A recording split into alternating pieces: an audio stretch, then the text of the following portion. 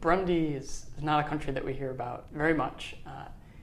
Do you have a sense for why that is, and why the situation maybe warrants the significant amount of attention of donors and other development agencies?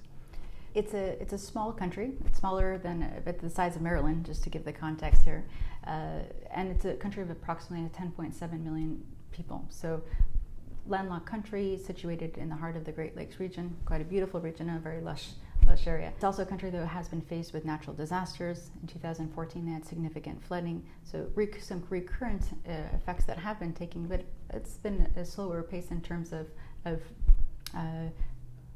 attention, I would say, overall from the international community. In the past 4 months, we've seen approximately 180,000 new Burundian refugees that have claimed their status, and of which it's important that within the socioeconomic conditions, we've also seen cases of inflation. We've seen now cases where people were eventually potentially are not going to be receiving funding and having severe impact. For example, in the health sector impact, with withdrawal of funds, there is going to be a shortage of medicine that is going to be available at medical facilities, and this is quite critical. And what's the biggest challenge facing the country right now, or facing IOM on the ground? There's a big information void, we can say. We know that in the past, and trying to have that attention for that of donors. Since mid-April, we've had 183,000 new Burundian refugees that have left the country. They've gone to Tanzania, Rwanda, Congo, Uganda, and Zambia.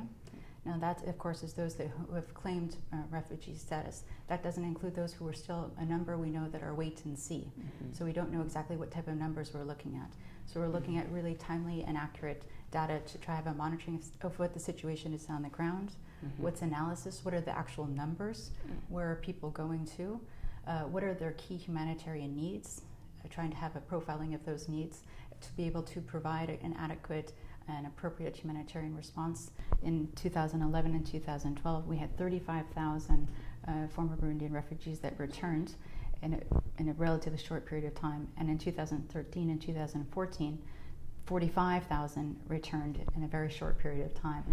So it's important to be able to be prepared and to be able to provide that effective assistance and critical assistance in terms of reintegration to ensure that they have that opportunities to reintegrate, programs for psychosocial, vocational training, and then a longer term that they're able to have opportunities to really be fruitful and productive opportunities for the future.